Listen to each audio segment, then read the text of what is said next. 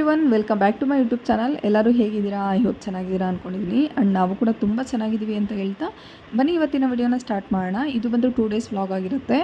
ಅಂದರೆ ಟ್ಯೂಸ್ಡೇ ಈವ್ನಿಂಗಿಂದ ವ್ಲಾಗ್ನ ಸ್ಟಾರ್ಟ್ ಮಾಡ್ಕೊಂಡಿದ್ದೆ. ನೈಟ್ ಡಿನ್ನರ್ಗೆ ಅಂತ ಹೇಳ್ಬಿಟ್ಟು ಚಿಕನ್ ದಮ್ ಬಿರಿಯಾನಿ ಮಾಡ್ಕೊಂಡಿದ್ದೆ. ತುಂಬಾ ರುಚಿಯಾಗಿ ಬಂದಿತ್ತು. ನಾನಿಲ್ಲಿ ಒಂದು ಬೌಲ್ಗೆ 1-2 ಟೇಬಲ್ ಸ್ಪೂನ್ ಆಗೋಷ್ಟು ಶುಂಠಿ ಬೆಳ್ಳುಳ್ಳಿ ಪೇಸ್ಟು, ಹಾಗೆ ಖಾರಕ್ಕೆ ತಕ್ಕಂತೆ ಅಚ್ಕಾರದ ಪುಡಿ, ಸ್ವಲ್ಪ ಹಸಿಮೆಣ್ಸಿನ್ಕಾಯಿನ ಥರ ಕುಟ್ಬಿಟ್ಟು ಸೇರಿಸ್ಕೊಂಡಿದ್ದೀನಿ. ಇನ್ನು ಅದಾದ ನಂತರ ಸ್ವಲ್ಪ ಫ್ರೈಡ್ ಆನಿಯನ್ಸ್ನ ಕೂಡ ಸೇರಿಸ್ಕೊಂಡು ಅದಕ್ಕೆ ಒಂದು 3/4 ಕಪ್ ಆಗೋಷ್ಟು ಮೊಸರನ್ನ ಕೂಡ ಸೇರಿಸ್ಕೊಂಡಿದ್ದೀನಿ. ಇನ್ನು ಅದಾದ ನಂತರ 1 ಟೇಬಲ್ ಸ್ಪೂನ್ ಆಗೋಷ್ಟು ಗರಂ ಮಸಾಲ, ಹಾಗೆ 1 ಟೇಬಲ್ ಸ್ಪೂನ್ ಆಗೋಷ್ಟು ಬಿರಿಯಾನಿ ಮಸಾಲ, ಇಲ್ಲಿ ಫ್ರೈ ಮಾಡಿ ಇಟ್ಕೊಂಡಿರೋಂಥ ಎಣ್ಣೆನ ಕೂಡ ಸೇರಿಸ್ಕೊಂಡು, ಹಾಗೆ ಅದಕ್ಕೆ ರುಚಿಗೆ ಎಷ್ಟು ಬೇಕೋ ಅಷ್ಟು ಉಪ್ಪನ್ನ ಕೂಡ ಈ ಹಂತದಲ್ಲೇ ಸೇರಿಸ್ಕೊತಾ ಇದ್ದೀನಿ. ಇನ್ನು ಅದಾದ ನಂತರ ಸ್ವಲ್ಪ ಕೊತ್ತಂಬರಿ, ಸ್ವಲ್ಪ ಪುದೀನನ ಕೂಡ ಸೇರಿಸ್ಕೊಂಡು ಎಲ್ಲದೂ ಚೆನ್ನಾಗಿ ಮಿಕ್ಸ್ ಮಾಡ್ಕೋಬೇಕು. ಯಾವ ಥರ ಅಂತಂದರೆ ಮಸಾಲೆ ಎಲ್ಲ ಚೆನ್ನಾಗಿ ಮಿಕ್ಸ್ ಆಗಬೇಕು. ಸೊ ಆ ಥರ ಮಿಕ್ಸ್ ಮಾಡ್ಕೊಂಡಿದ್ದಾದ ನಂತರ ನಾನಿಲ್ಲಿ 1.5 kg ಆಗೋಷ್ಟು ಚಿಕನ್ನ ತೊಗೊಂಡಿದ್ದೀನಿ. ನಿಮಗೆ ಮಸಾಲಾಸು ನಿಮ್ಮ ಕ್ವಾಂಟಿಟಿಗೆ ತಕ್ಕಂತೆ ನೀವು ತೊಗೊಳ್ಳಿ. ನನಗೆ ಇಲ್ಲಿ ಸ್ವಲ್ಪ ಚಿಕನ್ ಜಾಸ್ತಿ ಸುತ್ತು, ಸೊ ಹಂಗಾಗಿ ನಾನು ಜಾಸ್ತಿ ಮಸಾಲಾನ ತೊಗೊಂಡಿದ್ದೀನಿ. ನೋಡಿ, ಈಗ 1.5 ಚಿಕನ್ನ ಹಾಕ್ಕೊಂಡು ಚೆನ್ನಾಗಿ ಅದನ್ನು ಮಿಕ್ಸ್ ಮಾಡ್ಕೋಬೇಕು. ಚಿಕನ್ಗೆ ಎಲ್ಲನೂ ಮಸಾಲೆ ಹೊಂದ್ಕೊಳ್ಳೋ ಥರ ಚೆನ್ನಾಗಿ ಮಿಕ್ಸ್ ಮಾಡ್ಕೋಬೇಕಾಗತ್ತೆ. ಈ ಥರ ಮಿಕ್ಸ್ ಮಾಡ್ಕೊಂಡಿದ್ದಾದ ನಂತರ ಸ್ವಲ್ಪ ಎಣ್ಣೆ ಸಾಕಾಗಿಲ್ಲ ಅನ್ನಿಸ್ತು. ಸೊ ಹಂಗಾಗಿ ಸ್ವಲ್ಪ ಎಣ್ಣೆನ ಕೂಡ ಸೇರಿಸ್ಕೊಂಡು ಮತ್ತೊಮ್ಮೆ ಚೆನ್ನಾಗಿ ಮಿಕ್ಸ್ ಮಾಡಿಕೊಂಡು ಅದನ್ನು ಸೈಡ್ಗೆ ತಿಟ್ಕೊಂಡಿದ್ದೀನಿ. ಈಗ ಇನ್ನೊಂದು ಪಾತ್ರೆಯಲ್ಲಿ 1-2.5 ಗ್ಲಾಸ್ ಆಗೋಷ್ಟು ಅಕ್ಕಿನ ಕೂಡ ನೆನೆಸೋಕೆ ಇಟ್ಕೊಂಡಿದ್ದೀನಿ. ನಾನಿಲ್ಲಿ ಬಾಸ್ಮತಿ ರೈಸ್ನ ತೊಗೊಂಡಿದ್ದೀನಿ. ನೀವು ಬೇಕು ಅಂತಂದರೆ ನಾರ್ಮಲ್ ರೈಸ್ನ ಕೂಡ ತೊಗೋಬೋದು. ಚಿಕನ್ ದಮ್ ಬಿರಿಯಾನಿ ಅಲ್ವಾ, ಸೊ ಹಂಗಾಗಿ ಬಾಸ್ಮತಿ ರೈಸಲ್ಲಿ ಮಾಡಿಕೊಟ್ರೆ ತುಂಬ ಚೆನ್ನಾಗಿರುತ್ತೆ. ಈಗ ಸ್ಟವ್ನ ಆನ್ ಮಾಡಿಕೊಂಡು ಒಂದು ದಪ್ಪವಾಗಿರೋವಂಥ ಪಾತ್ರೆನ ಇಟ್ಕೊಂಡಿದ್ದೀನಿ. ಪಾತ್ರೆ ಚೆನ್ನಾಗಿ ಕಾದಾದ ನಂತರ ಈಗ ನಾವೇನು ಮ್ಯಾರಿನೇಟ್ ಮಾಡ್ಕೊಂಡಿರ್ತೀವಲ್ವ, ಆ ಚಿಕನ್ನ ಹಾಕ್ಬಿಟ್ಟು ಅದನ್ನು ಒಂದು 50% ಬೇಯಿಸ್ಕೋವರೆಗೂ ಚೆನ್ನಾಗಿ ಅದನ್ನು ಬೇಯಿಸ್ಕೊತಾ ಇರಬೇಕು. ನಾನಿಲ್ಲಿ ಮಧ್ಯೆ ಮಧ್ಯೆ ಚೆನ್ನಾಗಿ ಮಿಕ್ಸ್ ಮಾಡಿಕೊಂಡು ಅದನ್ನು ಒಂದು ಲಿಡ್ ಕ್ಲೋಸ್ ಮಾಡಿಬಿಟ್ಟು ಅದನ್ನು ಚೆನ್ನಾಗಿ ಬೇಯಿಸ್ಕೊತಾ ಇದ್ದೀನಿ. ಈಗ ಒಂದು ಕಡೆ ಚಿಕನ್ ಕೂಡ ಬೇಯ್ತಾ ಇದೆ, ಇನ್ನೊಂದು ಕಡೆ ನಾನು ರೈಸ್ಗೆ ಇಟ್ಕೊತಾ ಇದ್ದೀನಿ. ಅಂದರೆ ರೈಸ್ ಮಾಡ್ಕೋಬೇಕಲ್ಲ, ಬಾಸ್ಮತಿ ರೈಸ್ ಸಪ್ರೇಟ್ ಮಾಡ್ಕೋಬೇಕು. ಸೊ ಹಂಗಾಗಿ ಒಂದು ಪಾತ್ರೆಗೆ ನಮ್ಗೆ ಎಷ್ಟು ಬೇಕೋ ಅಷ್ಟು ನೀರನ್ನ ಸೇರಿಸ್ಕೊಂಡು, ಆದಷ್ಟು ನೀರು ಸ್ವಲ್ಪ ಜಾಸ್ತಿ ಇದ್ರೇ ಚೆನ್ನಾಗಿರುತ್ತೆ. ಹೋಲ್ ಮಸಾಲಾಸ್ನ ಹಾಕ್ಕೋಬೇಕು. ಅಂದರೆ ಪಲಾವ್ಗೆ ನಾವೇನೇನು ಹಾಕ್ಕೊತೀವಿ ಅದನ್ನೆಲ್ಲ ಹಾಕ್ಕೊಂಡು ಸ್ವಲ್ಪ ಎಣ್ಣೆನ ಕೂಡ ಅದಕ್ಕೆ ಸೇರಿಸ್ಕೊಂಡು ನೀರು ಚೆನ್ನಾಗಿ ಕಾಯೋವರೆಗೂ ಇದ್ದು ಅದಕ್ಕೆ ನೆನೆಸಿಟ್ಕೊಂಡಿರೋವಂಥ ಅಕ್ಕಿನ ಕೂಡ ಸೇರಿಸ್ಕೊತಾ ಇದ್ದೀನಿ. ನಮಗೆ ಅಕ್ಕಿ ಎಷ್ಟು ಬೇಕೋ ಅಷ್ಟು ಹಾಕ್ಕೋಬೋದು. ನಮಗೆ ಚಿಕನ್ ಕಡಿಮೆ ಬೇಕು, ಅಕ್ಕಿ ರೈಸ್ ಜಾಸ್ತಿ ಬೇಕು ಅನ್ನೋರು ಆ ಥರ ಕೂಡ ಮಾಡ್ಕೋಬೋದು. ನನಗೆ ಸ್ವಲ್ಪ ರೈಸ್ ಕಡಿಮೆ ಹಾಕ್ಕೊಂಡಿದ್ದೀನಿ, ಚಿಕನ್ ಕ್ವಾಂಟಿಟಿ ಸ್ವಲ್ಪ ಜಾಸ್ತಿ ಆಗಿದೆ. ನಮ್ಮ ಮನೇಲಿ ಸ್ವಲ್ಪ ಚಿಕನ್ ಚೆನ್ನಾಗಿ ತಿಂತೀವಿ, ಸೊ ಹಂಗಾಗಿ ನಾನು ಚಿಕನ್ ಸ್ವಲ್ಪ ಜಾಸ್ತಿನೇ ತೊಗೊಂಡಿದ್ದೀನಿ. ನೋಡಿ, ನಾನಿಲ್ಲಿ ಈಗ ಚೆಕ್ ಮಾಡ್ಕೊತಾ ಇದ್ದೀನಿ ರೈಸ್ ಬೆಂದಿದೆಯಾ ಇಲ್ವಾ ಅಂತ ಹೇಳ್ಬಿಟ್ಟು. ಆಲ್ಮೋಸ್ಟ್ ನಮಗೆ ಒಂದು 50% ಬೇಯಿಸ್ಕೊಂಡ್ರೆ ಸಾಕು ರೈಸು. ಇದನ್ನು ಚೆನ್ನಾಗಿ ಸ್ಟ್ರೈನ್ ಮಾಡ್ಕೊಂಡಿದ್ದಾದ ನಂತರ ಈಗ ಗ್ರೇವಿ ಕೂಡ ಅಷ್ಟರಲ್ಲಿ ಬೇಯ್ತಾ ಇರುತ್ತೆ ಅಲ್ವಾ. ಈಗ ಶೋಸಿರೋ ಅಂಥ ಅಕ್ಕಿನ ಕೂಡ ಸೇರಿಸ್ಕೊಂಡು ಚೆನ್ನಾಗಿ ಅದನ್ನು ಸ್ಪ್ರೆಡ್ ಮಾಡ್ಕೊತಾ ಇದ್ದೀನಿ. ಎಲ್ಲ ಕಡೆನೂ ಗ್ರೇವಿಗೆಲ್ಲ ಚೆನ್ನಾಗಿ ಸ್ಪ್ರೆಡ್ ಮಾಡಿಕೊಂಡು ಈ ಹಂತದಲ್ಲೇ ಅದಕ್ಕೆ ಸ್ವಲ್ಪ ಆಗೋಷ್ಟು ಪುದೀನ ಮತ್ತು ಕೊತ್ತಂಬರಿನ ಸೇರಿಸ್ಕೊತಾ ಇದ್ದೀನಿ. ಅಂದರೆ ಲೇಯರ್ ಥರ ಮಾಡ್ಕೊತಾ ಇರೋದಲ್ವಾ, ಸೊ ಹಂಗಾಗಿ ನೋಡಿ ಸ್ವಲ್ಪ ಪುದೀನ ಹಾಗೆ ಸ್ವಲ್ಪ ಕೊತ್ತಂಬರಿನ ಕೂಡ ಸೇರಿಸ್ಕೊಂಡು ಸ್ವಲ್ಪ ಫ್ರೈಡ್ ಆನಿಯನ್ಸ್ನ ಸ್ವಲ್ಪ ಅದಕ್ಕೆ ಹಾಕ್ಬಿಟ್ಟು ಇನ್ನೊಂದು ಸ್ವಲ್ಪ ಎತ್ತಿಟ್ಕೊಂಡಿದ್ದೆ, ಅದನ್ನು ಕೂಡ ಸೇರಿಸ್ಕೊಂಡು ಇನ್ನು ಅದ್ರ ಮೇಲೆ ಇನ್ನೊಂದು ಲೇಯರ್ ಹಾಕ್ಕೊತಾ ಇದ್ದೀನಿ ರೈಸು. ಈ ಥರ ಹಾಕ್ಕೊಂಡು ಚೆನ್ನಾಗಿ ಅದನ್ನು ಮತ್ತೆ ಇನ್ನೊಂದು ಸಲ ಚೆನ್ನಾಗಿ ಸ್ಪ್ರೆಡ್ ಮಾಡ್ಕೋಬೇಕು. ಈ ಥರ ಸ್ಪ್ರೆಡ್ ಮಾಡಿಕೊಂಡು ಮತ್ತು ಅದಕ್ಕೆ ಸ್ವಲ್ಪ ಆಗೋಷ್ಟು ಫ್ರೈಡ್ ಆನಿಯನ್ಸು, ಹಾಗೆ ಸ್ವಲ್ಪ ಕೊತ್ತಂಬರಿ, ಸ್ವಲ್ಪ ಪುದೀನ, ನಾನಿಲ್ಲಿ ಹಾಲಿಗೆ ಸ್ವಲ್ಪ ಕೇಸರಿ ಪೌಡರ್ನ ಹಾಕಿ ಕಲಸಿಟ್ಟಿದ್ದೆ. ಆ ಮಿಕ್ಸರ್ನ ಕೂಡ ಸೇರಿಸ್ಕೊಂಡು ಅದನ್ನು ಈಗ ದಮ್ ಕಟ್ಕೋಬೇಕಾಗುತ್ತೆ. ಒಂದು ಪ್ಲೇಟ್ನ ಮುಚ್ಚಿಬಿಟ್ಟು ನಾನು ಚಪಾತಿ ಹಿಟ್ಟಲ್ಲೇ ದಮ್ ಕಟ್ಕೊತಾ ಇದ್ದೀನಿ.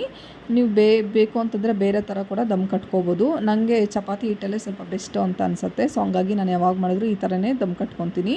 ಚಪಾತಿ ಹಿಟ್ಟನ್ನ ಈ ಥರ ಕಲಿಸ್ಬಿಟ್ಟು ನಮಗೆ ಎಲ್ಲೂ ಕೂಡ ಗಾಳಿ ಹೋಗ್ತೇನೆ ಈ ಥರ ಚೆನ್ನಾಗಿ ಅದನ್ನು ಮೆತ್ತಿಸ್ಕೋಬೇಕಾಗತ್ತೆ. ಅಂದರೆ ಗಾಳಿ ಎಲ್ಲೂ ಹೋಗಬಾರ್ದು, ನಮಗೆ ದಮ್ ಕಟ್ಕೋಬೇಕಲ್ವ. ಸೊ ಹಂಗಾಗಿ ಕೆಳಗಡೆ ಒಂದು ತವಾನ ಇಟ್ಬಿಟ್ಟು ತವಾ ಮೇಲೆ ಆ ಪಾತ್ರೆನ ಇಟ್ಬಿಟ್ಟು ಫ್ಲೇಮಂತೂ ಸಿಮ್ಮಲ್ಲೇ ಇರಬೇಕು, ಜಾಸ್ತಿ ಹೈ ಫ್ಲೇಮಲ್ಲಿ ಇರಬಾರ್ದು. ಇನ್ನು ಅದ್ರ ಮೇಲೆ ಒಂದು ಪಾತ್ರೆನ ಇಟ್ಕೊತಾ ಇದ್ದೀನಿ. ಅಂದರೆ ನೀರು ಬಗ್ಗಿಸ್ಕೊಂಡಿರ್ತೀವಲ್ವ ನಾವು, ಆ ನೀರು ಪಾತ್ರೆನ ಅದ್ರ ಮೇಲೆ ಇಟ್ಬಿಟ್ಟು ಒಂದು 15 ನಿಮಿಷ ಇಲ್ಲ 20 ನಿಮಿಷ ಬಿಟ್ಬಿಟ್ರೆ ಸಖತ್ ಟೇಸ್ಟಿಯಾಗಿರೋವಂಥ ಚಿಕನ್ ದಮ್ ಬಿರಿಯಾನಿ ರೆಡಿ ಆಗಿಬಿಡುತ್ತೆ. ಅಂದರೆ ನಿಮಗೆ ನೋಡ್ಕೊಳ್ಳಿ, ರೈಸ್ ಸ್ವಲ್ಪ ಜಾಸ್ತಿ ಬೆಂದೋಗಿದೆ, ಚಿಕನ್ ಸ್ವಲ್ಪ ಜಾಸ್ತಿ ಬೆಂದಿದೆ ಅಂತಂದರೆ ಒಂದು 15 ನಿಮಿಷ ಇಲ್ಲ 10 ನಿಮಿಷ ಬಿಟ್ಟರೆ ಸಾಕು. ನಾನು ಸ್ವಲ್ಪ ರೈಸು ಅಷ್ಟೇನು ಬೇಯಿಸ್ಕೊಂಡಿರಲಿಲ್ಲ, ಒಂದು 50% ಮಾತ್ರ ಬೇಯಿಸ್ಕೊಂಡಿದ್ದೆ. ಹಾಗಾಗಿ ನಾನು ಒಂದು 20 ನಿಮಿಷ ಬಿಟ್ಕೊಂಡಿದ್ದೆ. ನೋಡಿ ಎಷ್ಟು ಚೆನ್ನಾಗಿ ಎಷ್ಟು ತೂತ್ರಾಗಿದೆ ಅಂತ ಹೇಳ್ಬಿಟ್ಟು, ನಿಜವಾಗ್ಲೂ ಸಖತ್ತಾಗಿರುತ್ತೆ ಟೇಸ್ಟ್ ಅಂತೂ. ಇದಕ್ಕೆ ನಾನು ತುಪ್ಪ ಯೂಸ್ ಮಾಡಿಲ್ಲ, ಏನೂ ಯೂಸ್ ಮಾಡಿಲ್ಲ. ಮನೇಲಿ ಇರೋ ಇಂಗ್ರೀಡಿಯೆಂಟ್ಸಿಂದನೇ ತುಂಬ ಸಿಂಪಲ್ಲಾಗಿ ತುಂಬ ಟೇಸ್ಟಿಯಾಗಿ ಮಾಡ್ಕೋಬೋದು. ಖಂಡಿತ ನಿಮ್ಗೇನಾದರೂ ಟ್ರೈ ಮಾಡಿದ್ರೆ ಖಂಡಿತ ನಿಮ್ಗೆ ಇಷ್ಟ ಆಗೇ ಆಗುತ್ತೆ, ಅಷ್ಟು ಚೆನ್ನಾಗಿರುತ್ತೆ. ಇದು ಸಿಂಪಲ್ಲಾಗಿ ಮಾಡ್ಕೊಂಬಿಡ್ಬೋದು. ಹಿಂಗಿದೆಯೋ ಟೇಸ್ಟು?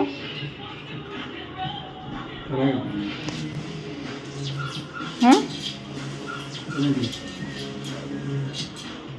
ಇದು ಇನ್ನು ನೆಕ್ಸ್ಟ್ ಡೇ ವ್ಲಾಗ್ನ ಕಂಟಿನ್ಯೂ ಮಾಡ್ತಾಯಿದ್ದೀನಿ. ಅಂದರೆ ಬುಧವಾರ ಮಧ್ಯಾಹ್ನದಿಂದ ವ್ಲಾಗ್ನ ಕಂಟಿನ್ಯೂ ಮಾಡ್ತಾಯಿದ್ದೀನಿ. ಅಮ್ಮ ಸ್ವಲ್ಪ ಊರಿಂದ ಹೀರೆಕಾಯಿ ತಂದಿದ್ದರು. ಹೀರೆಕಾಯಿ ನೋಡಿದೆ ಬಸ್ಸಾರು ಮಾಡ್ಕೊಂಬೇಡ ಅಂತ ಹೇಳ್ಬಿಟ್ಟು, ಅದು ಸ್ವಲ್ಪನೇ ಇತ್ತು, ಸಾಕಾಗಲ್ಲ ಅಂತ ಹೇಳ್ಬಿಟ್ಟು. ಬೀನ್ಸ್ ಜಾಸ್ತಿ ಇತ್ತು ಆ್ಯಂಡ್ ಬೀನ್ಸ್ ಸ್ವಲ್ಪ ಬಾಡೋದಂಗೆ ಆಗಿಬಿಟ್ಟಿತ್ತು. ಸರಿ ಬೀನ್ಸಲ್ಲೇ ಇವತ್ತು ಮಾಡ್ಕೊಂಬೇಡ ಅಂತ ಹೇಳ್ಬಿಟ್ಟು, ಹೀರೆಕಾಯಿನೂ ಇತ್ತಲ್ವ, ಹೀರೆಕಾಯಿ ಮತ್ತು ಬೀನ್ಸ್ ಸ್ವಲ್ಪ ಹಾಕ್ಬಿಟ್ಟು ಮಾಡಿಕೊಂಡ್ರೆ ಚೆನ್ನಾಗಿರುತ್ತೆ ಅಂತ ಹೇಳ್ಬಿಟ್ಟು ಮಾಡ್ಕೊತಾ ಇದ್ದೀನಿ. ನಮ್ಮ ಮನೇಲಂತೂ ಸಿಕ್ಕಾಪಟ್ಟೆ ಇಷ್ಟ ಈ ಬಸ್ಸಾರು ಅಂತಂದರೆ. ಅದರಲ್ಲೂ ನಾನು ಮಾಡೋ ಬಸ್ಸಾರು ಅಂದರೆ ಸೂಪರಾಗಿರುತ್ತೆ ಅಂತ ತಿಂತಾರೆ. ಇಲ್ಲಿ ಮೊದಲಿಗೆ ಫಸ್ಟ್ ಬೀನ್ಸ್ನೆಲ್ಲನೂ ನೀಟಾಗಿ ಕ್ಲೀನ್ ಮಾಡ್ಕೊಂಡ್ಬಿಡ್ತಾ ಇದ್ದೀನಿ. ಅದು ಸ್ವಲ್ಪ ಬಾಡೋದಂಗೆ ಆಗಿಬಿಟ್ಟಿತ್ತು. ಸೊ ಹಂಗಾಗಿ ಇನ್ಯಾಕೆ ಸುಮ್ಮನೆ ವೇಸ್ಟ್ ಮಾಡೋದು ಅಂತ ಹೇಳ್ಬಿಟ್ಟು ಬಸ್ಸಾರು ಮಾಡಿ ತುಂಬ ದಿನ ಆಗಿತ್ತು. ಬಸ್ಸಾರು ಸ್ವಲ್ಪ ಪ್ರಾಸೆಸ್ ಜಾಸ್ತಿ ಅಲ್ವಾ, ಸೊ ಹಂಗಾಗಿ ಜಾಸ್ತಿ ಮಾಡೋದಕ್ಕೆ ಹೋಗಲ್ಲ ನಾನು. ಅದರಲ್ಲೂ ಚೀಕುನ ಇಟ್ಕೊಂಡು ಮಾಡೋದಕ್ಕಾಗಲ್ಲ ಅಂತ ಹೇಳ್ಬಿಟ್ಟು ಯಾವಾಗಾದರೂ ಈ ಥರ ತಿನ್ನಬೇಕು ಅನಿಸ್ದಾಗ ಮಾತ್ರ ಮಾಡ್ತೀನಿ. ನಮ್ಮ ಹಸ್ಬೆಂಡ್ ಮೊನ್ನೆನೇ ಕೇಳ್ತಾಯಿದ್ರು ಬಸ್ಸಾರು ಮಾಡು ಅಂತ ಹೇಳ್ಬಿಟ್ಟು, ಬಟ್ ನನಗೆ ಟೈಮೇ ಇರಲಿಲ್ಲ. ಸೊ ಹಂಗಾಗಿ ಇವತ್ತು ಮಾಡೋಣ. ಹಾಗೆ ಸ್ವಲ್ಪ ಫ್ರೀ ಇದ್ದೆ, ಅಮ್ಮನೂ ಊರಿಂದ ಬಂದಿದ್ದರು. ಸೊ ಹಂಗಾಗಿ ಅವ್ರನ್ನ ಮಗುನ ನೋಡ್ಕೊತಾ ಇದ್ರು. ಮಾಡ್ಕೊಬೇಡ ಅಂತ ಹೇಳ್ಬಿಟ್ಟು ಇಲ್ಲೆಲ್ಲ ನೀಟಾಗಿ ಬಿಡಿಸಿಟ್ಕೊಂಡು ಎತ್ತಿಟ್ಕೊತಾ ಇದ್ದೀನಿ. ಇನ್ನು ಹೀರೆಕಾಯಿ ಸ್ವಲ್ಪ ಒಂದು 3-4 ಇತ್ತು ಅಮ್ಮ ಊರಿಂದ ತಂದಿದ್ದು. ಅದರಲ್ಲಿ ಒಂದೇ ಒಂದು ಹೀರೆಕಾಯಿನ ಹಾಕ್ಕೊಂಡು ಸ್ವಲ್ಪ ಬೀನ್ಸ್ ಇತ್ತಲ್ವ, ಇನ್ನು ಕರೆಕ್ಟಾಗಿ ಸರಿ ಹೋಗುತ್ತೆ ಮಧ್ಯಾಹ್ನ ಮತ್ತು ನೈಟ್ಗೆ ಸರಿ ಹೋಗ್ಬಿಡುತ್ತೆ ಅಂತೇಳ್ಬಿಟ್ಟು ಇಲ್ಲೆಲ್ಲ ಬಿಡಿಸಿಟ್ಕೊಂಡು ಅದನ್ನು ಈ ಥರ ಮುರ್ಕೊಂಡು ಸೇರಿಸ್ಕೊತಾ ಇದ್ದೀನಿ. ನೀವು ಬೇಕು ಅಂತಂದರೆ ಕಟ್ ಮಾಡಿ ಕೂಡ ಸೇರಿಸ್ಕೋಬೋದು. ನನಗೇನೋ ಹೀಗೆ ಅಭ್ಯಾಸ, ಎಷ್ಟೇ ಇದ್ರೂ ಈ ಥರ ಮುರ್ಕೊಂಡು ಸೇರಿಸ್ಕೊಂಡ್ಬಿಡ್ತೀನಿ ಬಸ್ಸಾರಿಗೆ ಮಾತ್ರ. ಮತ್ತು ಬಸ್ಸಾರಿಗೆ ಮತ್ತು ಹುಳಿ ಸಾರು ಮಾಡ್ತೀವಲ್ವ, ಅದಕ್ಕೆಲ್ಲ ಈ ಥರ ಕಟ್ ಮಾಡಲ್ಲ ನಾನು. ನಾರ್ಮಲಾಗಿ ಕೈಯಲ್ಲೇ ಈ ಥರ ಮುರಿದ್ಕೊಂಡು ಸೇರಿಸ್ಕೊತೀನಿ. ಇನ್ನು ಅದಾದಮೇಲೆ ಹೀರೆಕಾಯಿನ ಈ ಥರ ಸಣ್ಣ ಸಣ್ಣಕ್ಕೆ ಕಟ್ ಮಾಡಿಕೊಂಡು ಅದನ್ನು ಕೂಡ ಸೇರಿಸ್ಕೊತಾ ಇದ್ದೀನಿ. ಈ ಥರ ಒಂದು ಸಲ ಟ್ರೈ ಮಾಡಿದ್ರೆ ನಿಜವಾಗ್ಲೂ ತುಂಬ ಚೆನ್ನಾಗಿರುತ್ತೆ. ನಾವೇನು ಇದೇ ಹಾಕಬೇಕು ಅದೇ ಹಾಕಬೇಕು ಅಂತ ಏನಿಲ್ಲ, ಎರಡೂ ಕೂಡ ಹಾಕಿ ಮಾಡ್ಕೋಬೋದು, ತುಂಬ ಚೆನ್ನಾಗಿರುತ್ತೆ. ಇನ್ನು ಇಲ್ಲಿ ವಾಶ್ ಮಾಡ್ಕೊತಾ ಇದ್ದೀನಿ ನೀಟಾಗೆಲ್ಲನೂ ಕೂಡ. ಈ ಥರ ವಾಶ್ ಮಾಡಿ ಇಟ್ಕೊಂಡಿದ್ದಾದಮೇಲೆ ಈಗ ಒಂದು ಕುಕ್ಕರ್ಗೆ ನಾನು 1.5 ಗ್ಲಾಸ್ ಆಗೋಷ್ಟು ತೊಗರಿಬೇಳೆನ ಸೇರಿಸ್ಕೊತಾ ಇದ್ದೀನಿ. ನಿಮಗೆ ತೊಗರಿಬೇಳೆ ಬೇಡ ಅಂತಂದರೆ ನೀವು ಮಿಕ್ಸೆಡ್ ಬೇಳೆ ಕೂಡ ಸೇರಿಸ್ಕೋಬೋದು. ಅಂದರೆ ಅಲಸಂದೆ ಕಾಳು ಈ ಥರದ್ದೆಲ್ಲ ಕೂಡ ಸೇರಿಸ್ಕೋಬೋದು, ಚೆನ್ನಾಗಿರುತ್ತೆ.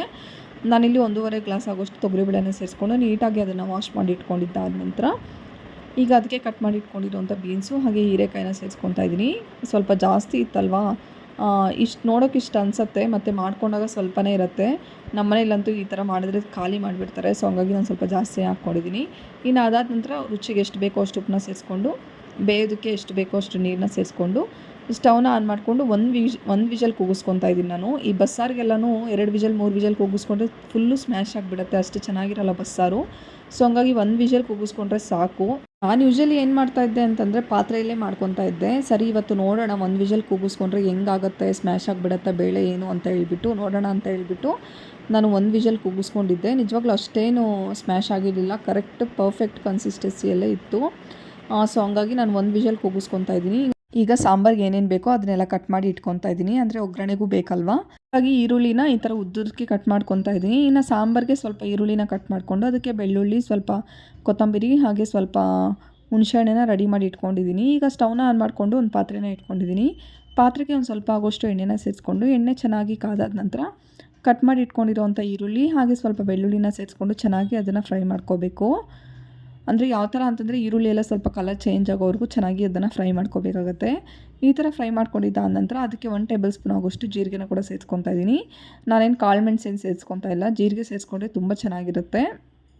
ನೀವು ಬೇಕು ಅಂತಂದರೆ ಕಾಳು ಮೆಣಸನ್ನ ಕೂಡ ಸೇರಿಸ್ಕೋಬೋದು.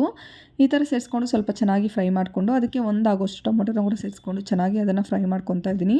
ಈ ಥರ ಎಲ್ಲನೂ ಫ್ರೈ ಆದ ನಂತರ ಅದಕ್ಕೆ ಕಟ್ ಮಾಡಿ ಇಟ್ಕೊಂಡಿರೋವಂಥ ಕೊತ್ತಂಬರಿ ಹಾಗೆ ಸ್ವಲ್ಪ ಹುಣಸೆ ಹಣ್ಣನ್ನು ಕೂಡ ಸೇರಿಸ್ಕೊಂಡು ಚೆನ್ನಾಗಿ ಅದನ್ನು ಫ್ರೈ ಮಾಡಿಕೊಂಡು ಒಂದು ಪ್ಲೇಟಿಗೆ ಸೇರಿಸ್ಕೊತಾ ಇದ್ದೀನಿ. ಅದು ಕಂಪ್ಲೀಟ್ ಕೂಲ್ ಆದ ನಂತರ ಅದನ್ನು ಮಿಕ್ಸಿ ಜಾರ್ಗೆ ಹಾಕಿ ರುಬ್ಕೋಬೇಕು. ಇನ್ನು ಇಲ್ಲಿ ಪಲ್ಯಕ್ಕೆ ಅಂತ ಹೇಳ್ಬಿಟ್ಟು ಸ್ವಲ್ಪ ಕಡಲೆ ಬೀಜನ ಈ ಥರ ಚೆನ್ನಾಗಿ ಹುರ್ಕೊತಾ ಇದ್ದೀನಿ. ಯಾವ ಥರ ಅಂತಂದರೆ ಈ ಥರ ಡ್ರೈ ರೋಸ್ಟ್ ಮಾಡ್ಕೋಬೇಕು. ಈ ಥರ ಚೆನ್ನಾಗಿ ಹುರ್ಕೊಂಡಿದ್ದಾದ ನಂತರ ಅದನ್ನು ಹೊಟ್ಟೆಲ್ಲ ಬಿಡಿಸ್ಕೊಂಡು ಅದನ್ನು ಕೂಡ ಸೈಡ್ಗೆ ಎತ್ತಿಟ್ಕೋಬೇಕು. ಇಲ್ಲಿ ನಾನು ತೋರಿಸ್ತಾ ಇರೋದು ಸ್ವಲ್ಪ ಡಿಫ್ರೆಂಟಾಗಿ ಪಲ್ಯ. ಇನ್ನು ಅಷ್ಟರಲ್ಲಿ ಕುಕ್ಕರ್ ಕೂಡ ಬೆಂದಿತ್ತು ನೋಡಿ, ಪರ್ಫೆಕ್ಟಾಗಿ ಬೆಂದಿದೆ ಬೇಳೆ ಎಲ್ಲನೂ.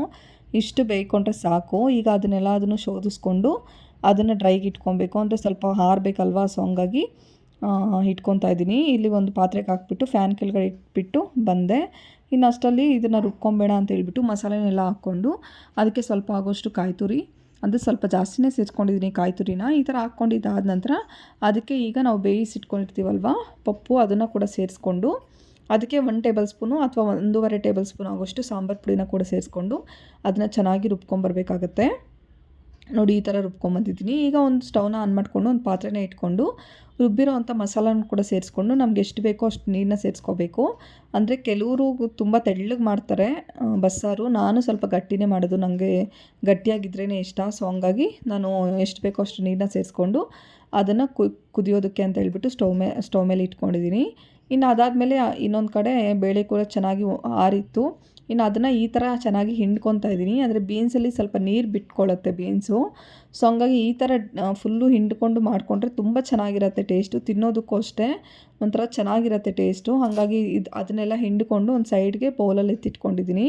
ಇಲ್ಲಿ ಪಲ್ಯಕ್ಕೆ ಅಂತ ಹೇಳ್ಬಿಟ್ಟು ಒಂದು ಮಸಾಲಾನ ರೆಡಿ ಮಾಡ್ಕೋಬೇಕು. ಅದಕ್ಕೆ ನಾವು ಡ್ರೈ ಮಾಡಿ ಇಟ್ಕೊಂಡಿರೋಂಥ ಕಡಲೆ ಬೀಜನ ಸೇರಿಸ್ಕೊಂಡು ಅದಕ್ಕೆ ಒಂದೆರಡು ಮೆಣಸಿನ್ಕಾಯಿ ಹಾಗೆ ಒಂದೆರಡು ಆಗೋಷ್ಟು ಬೆಳ್ಳುಳ್ಳಿನ ಸೇರಿಸ್ಕೊಂಡು ಅದನ್ನು ಚೆನ್ನಾಗಿ ಗ್ರೈಂಡ್ ಮಾಡ್ಕೊಂಬರ್ಬೇಕು. ಇನ್ನು ಒಂದು ಸೈಡಲ್ಲಿ ಅನ್ನ ಕೂಡ ಇಟ್ಕೊಂಡಿದ್ದೆ, ಅನ್ನ ಕೂಡ ಆಗಿತ್ತು. ಇಲ್ಲಿ ಗಂಜಿನ ಬಗ್ಗಿಸ್ಕೊತಾ ಇದ್ದೀನಿ. ಈ ಪಾತ್ರೆಯಲ್ಲಿ ಮಾಡಿದ್ರೆ ಅನ್ನ ಎಷ್ಟು ಉದುರಾಗಿ ಎಷ್ಟು ಚೆನ್ನಾಗಿರುತ್ತೆ ಅಲ್ವಾ. ನನಗಂತೂ ಸಿಕ್ಕಾಪಟ್ಟೆ ಇಷ್ಟ. ಸೊ ಹಂಗಾಗಿ ಸ್ವಲ್ಪ ಅನ್ನ ಮಾಡಿಕೊಂಡು ಸ್ವಲ್ಪ ಮುದ್ದೆ ಮಾಡ್ಕೊಳ್ಳೋಣ ಅಂತ ಹೇಳ್ಬಿಟ್ಟು ಇಲ್ಲಿ ತುಂಬ ಚೆನ್ನಾಗಾಗಿತ್ತು, ಹಾಗಾಗಿ ತೋರಿಸ್ತಾ ಇದ್ದೀನಿ. ಇನ್ನೊಂದು ಕಡೆ ಸ್ಟವ್ನ ಆನ್ ಮಾಡಿಕೊಂಡು ಒಂದು ಬಾಣಲಿನ ಇಟ್ಕೊಂಡಿದ್ದೀನಿ. ಬಾಣಲಿಗೆ ಸ್ವಲ್ಪ ಎಣ್ಣೆನ ಸೇರಿಸ್ಕೊಂಡು ಎಣ್ಣೆ ಚೆನ್ನಾಗಿ ಕಾದಾದ ನಂತರ ಸ್ವಲ್ಪ ಸಾಸಿವೆ, ಕಟ್ ಮಾಡಿ ಇಟ್ಕೊಂಡಿರೋವಂಥ ಈರುಳ್ಳಿನ ಕೂಡ ಸೇರಿಸ್ಕೊಂಡು ಚೆನ್ನಾಗಿ ಅದನ್ನು ಫ್ರೈ ಮಾಡ್ಕೋಬೇಕು. ಯಾವ ಥರ ಅಂತಂದರೆ ಫುಲ್ಲು ಫ್ರೈ ಆಗಬೇಕು, ಅದು ಆ ಥರ ಫ್ರೈ ಮಾಡ್ಕೋಬೇಕಾಗತ್ತೆ. ಅಂದರೆ ಈರುಳ್ಳಿ ಎಲ್ಲ ಫುಲ್ಲು ಗೋಲ್ಡನ್ ಕಲರ್ ಆಗಬೇಕು. ಸೊ ಆ ಥರ ಫ್ರೈ ಮಾಡ್ಕೊಂಡಿದ್ದಾದ ನಂತರ ಈಗ ನಾವು ಹಿಂಡಿಟ್ಕೊಂಡಿರೋವಂಥ ಬೇಳೆ ಮತ್ತು ಬೀನ್ಸ್ದು ಇದಿರುತ್ತೆ ಅಲ್ವಾ, ಅದನ್ನು ಕೂಡ ಸೇರಿಸ್ಕೊಂಡು ಚೆನ್ನಾಗಿ ಅದನ್ನು ಮಿಕ್ಸ್ ಮಾಡ್ಕೋಬೇಕು. ಅಂದರೆ ಈರುಳ್ಳಿಗೆಲ್ಲ ಹೊಂದ್ಕೊಳ್ಳೋ ಥರ ಚೆನ್ನಾಗಿ ಅದನ್ನು ಮಿಕ್ಸ್ ಮಾಡ್ಕೊಂಡಿದ್ದಾದ ನಂತರ ಈಗ ನಾವು ರೆಡಿ ಮಾಡಿ ಇಟ್ಕೊಂಡಿದ್ದೀವಲ್ಲ ಪೌಡರು, ಆ ಪೌಡರ್ನ ಕೂಡ ಸೇರಿಸ್ಕೊಂಡು ಚೆನ್ನಾಗಿ ಅದನ್ನು ಫ್ರೈ ಮಾಡ್ಕೋಬೇಕಾಗತ್ತೆ. ಅಂದರೆ ಸ್ವಲ್ಪ ಫ್ರೈ ಮಾಡಿಕೊಂಡ್ರೆ ಸಾಕು, ಜಾಸ್ತಿ ಎಲ್ಲ ಫ್ರೈ ಮಾಡ್ಕೊಳ್ಳೋ ಅವಶ್ಯಕತೆ ಇರಲ್ಲ. ನೋಡಿ ಈ ಥರ ಚೆನ್ನಾಗಿ ಮಿಕ್ಸ್ ಮಾಡಿಕೊಂಡು ಆ ಸ್ಟವ್ನ ಆಫ್ ಮಾಡಿಕೊಂಡ್ರೆ ಸಖತ್ ಟೇಸ್ಟಿಯಾಗಿರೋವಂಥ ಬೀನ್ಸ್ ಪಲ್ಯ ರೆಡಿ ಆಗಿಬಿಡುತ್ತೆ. ಒಂದು ಸಲ ಖಂಡಿತ ಟ್ರೈ ಮಾಡಿ, ತುಂಬಾ ಚೆನ್ನಾಗಿರುತ್ತೆ. ಇನ್ನು ಅಷ್ಟರಲ್ಲಿ ಈ ಕಡೆ ಸಾಂಬಾರು ಕೂಡ ಬೆಂದಿತ್ತು. ಸೊ ಹಂಗಾಗಿ ಅದಕ್ಕೆ ಒಗ್ಗರಣೆ ಹಾಕ್ಕೊತಾ ಇದ್ದೀನಿ. ಒಗ್ಗರಣೆಗೆ ಏನಿಲ್ಲ, ಸ್ವಲ್ಪ ಬಾಡಿಗೆ ಮೆಣಸಿನ್ಕಾಯಿ, ಸ್ವಲ್ಪ ಈರುಳ್ಳಿ, ಸ್ವಲ್ಪ ಕರಿಬೇವನ್ನ ಸೇರಿಸ್ಕೊಂಡು ಒಗ್ಗರಣೆ ಕೊಟ್ಕೊಂಡೆ. ಮುದ್ದೆಗಂತೂ ಪರ್ಫೆಕ್ಟಾಗಿರುತ್ತೆ, ತುಂಬ ರುಚಿಯಾಗಿತ್ತು ಇವತ್ತು ಊಟ. ಸೊ ಇದಾಗಿತ್ತು ಇವತ್ತಿನ ವಿಡಿಯೋ. ಐ ಹೋಪ್ ನಿಮ್ಮೆಲ್ರಿಗೂ ಈ ವಿಡಿಯೋ ಇಷ್ಟ ಆಗುತ್ತೆ ಅನ್ಕೊತಾ ಇದ್ದೀನಿ. ಇಷ್ಟ ಆದರೆ ಪ್ಲೀಸ್ ಒಂದು ಲೈಕ್ ಮಾಡಿ, ಶೇರ್ ಮಾಡಿ, ಹಾಗೆ ನನ್ನ ಚಾನಲ್ನ ಸಬ್ಸ್ಕ್ರೈಬ್ ಮಾಡ್ಕೊಳ್ಳಿ. ತುಂಬ ಜನ ಸಬ್ಸ್ಕ್ರೈಬ್ ಮಾಡ್ಕೊಳ್ದೆ ನೋಡ್ತಾ ಇದ್ದೀರಾ. ಪ್ಲೀಸ್ ಸಬ್ಸ್ಕ್ರೈಬ್ ಮಾಡ್ಕೊಂಡು ನಂಗೆ ಸಪೋರ್ಟ್ ಮಾಡಿ ಅಂತ ಕೇಳ್ತಾ ಇವತ್ತಿನ ವಿಡಿಯೋನ ಇಲ್ಲಿಗೆ ಎಂಡ್ ಮಾಡ್ತಾಯಿದ್ದೀನಿ. Thank you for watching guys. Bye. ಮುಂದಿನ ವಿಡಿಯೋದಲ್ಲಿ ಸಿಗ್ತೀನಿ.